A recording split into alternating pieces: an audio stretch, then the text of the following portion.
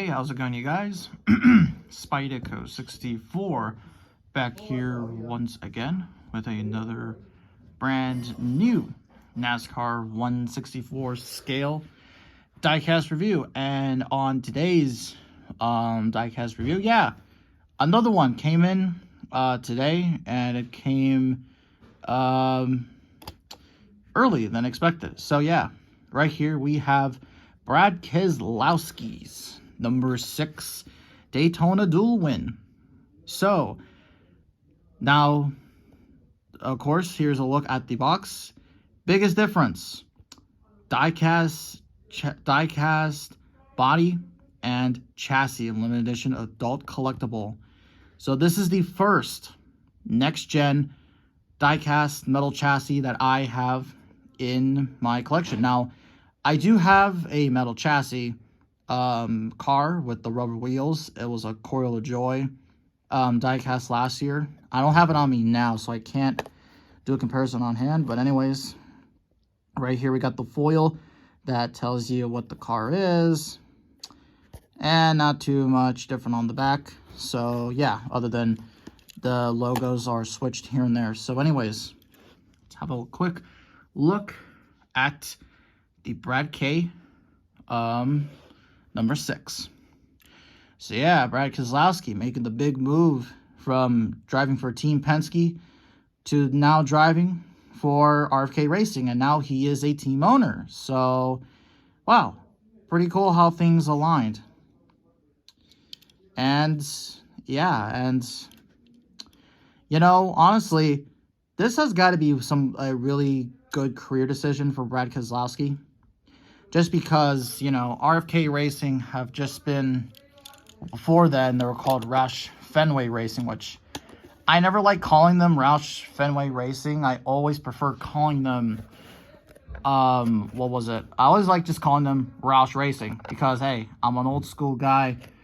You know, back in the day, back in my day, it was Mark Martin, Matt Kenseth, Jeff Burton, who else? Like Carl Edwards.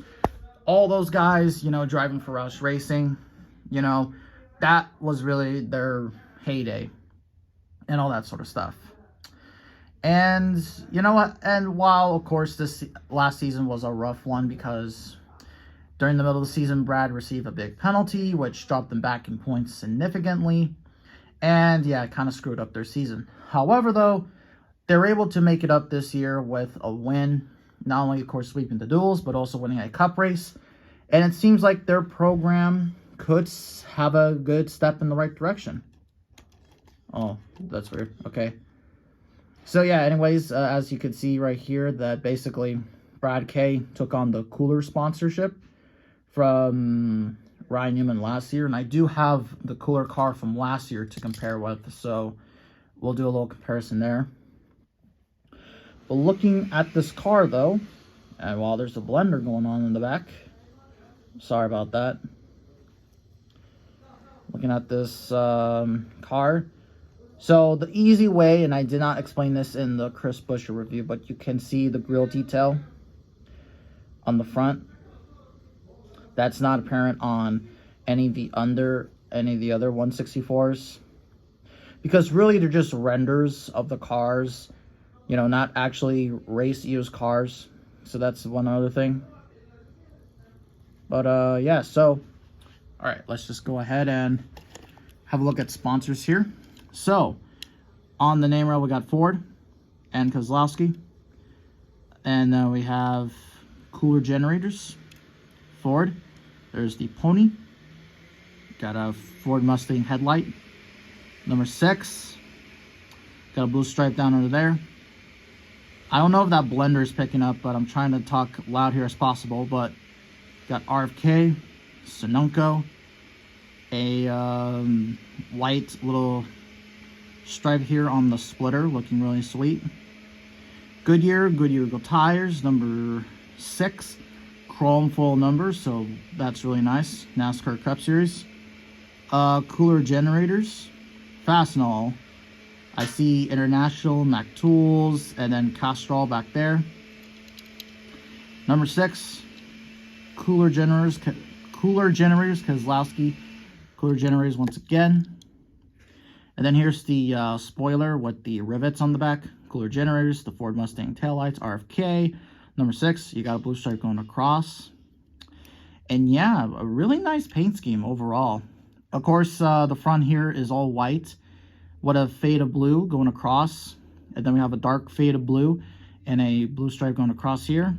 And yeah, and then of course, actually, there's the low arrow to where to indicate where to lift the car up. Exhaust pipe. And here is the main attraction itself. So, yeah, this is metal. Because look at that glossy finish right there.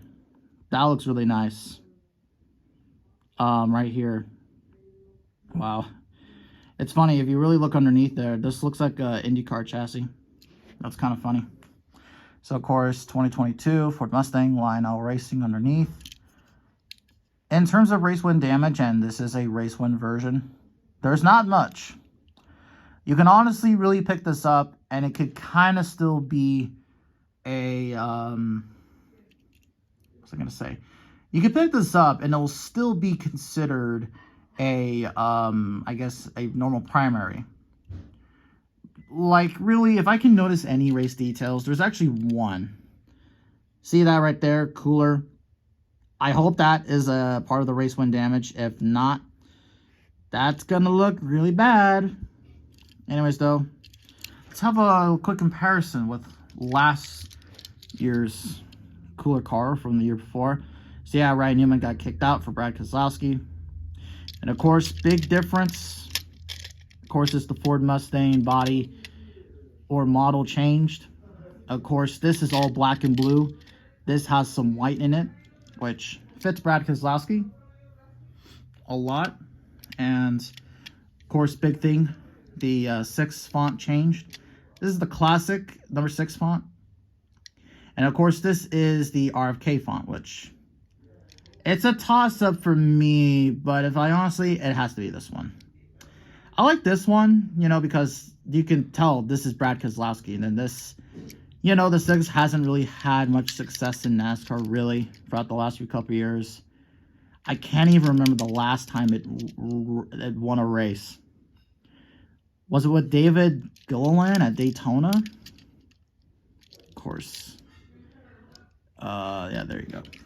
So, right there, that's a quick comparison. And now time to wrap up my final thoughts on the cooler car. So yeah, first car on the Diecast metal chassis. And it has a lot of good weight to it. Now, of course, one thing they did remove from Gen 6 to next gen was on the Gen 6, they had rubber tires. This one does not have rubber tires. They're just normal plastic version.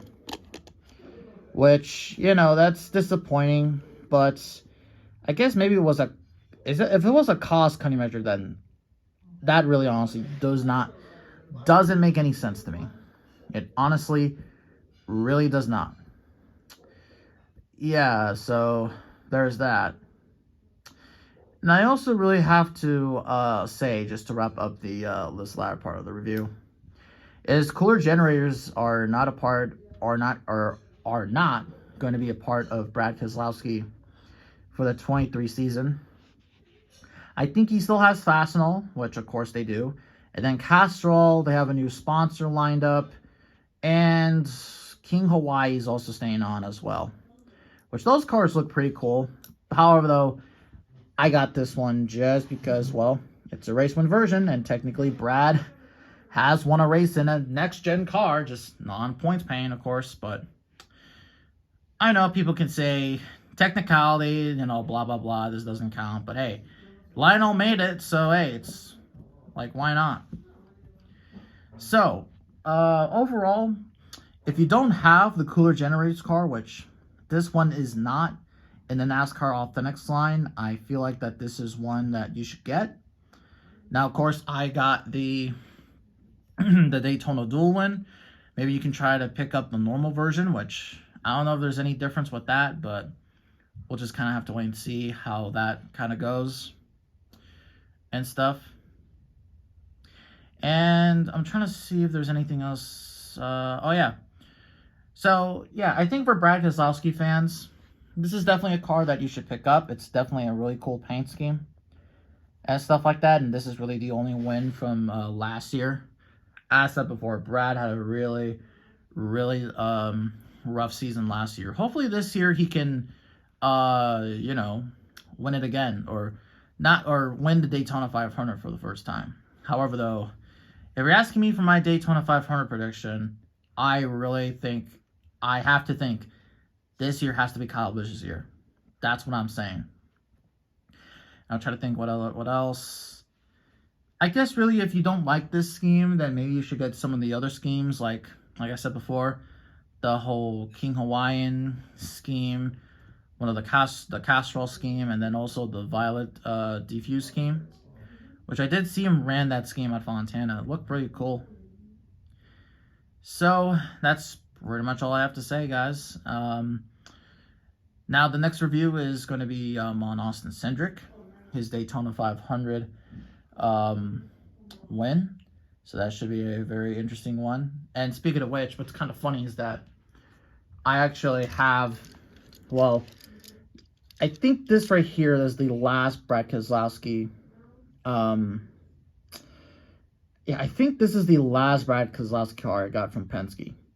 And then, of course, Austin Cindric just took the scheme and just said, mine now. Yeah, this is a really cool looking car, the Freightliner. The Freightliner scheme. Really cool. And in case all of you are wondering, what's on the other side here? Well, I'll show you here, and I'll just pan the camera here. So here are just some diecasts that, yeah, here are the Spydeco cars. They're right there. Daniel Suarez is upside down right there. And I just got some trucks in the background also too. We're going back to Brad. So yeah, that's all I have to say. Thank you all so much for watching. And have a good week. 4 more weeks until the start of the season. So let's do it.